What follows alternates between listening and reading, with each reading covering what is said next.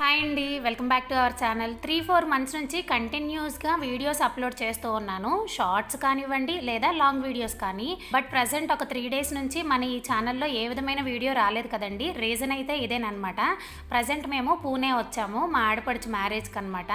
ఇంకా వచ్చిన నెక్స్ట్ డేనే మెహందీ ఫంక్షన్ అండి. డెకరేషన్ ఇది మెహందీ ఫంక్షన్ అయితే స్టార్ట్ అయింది.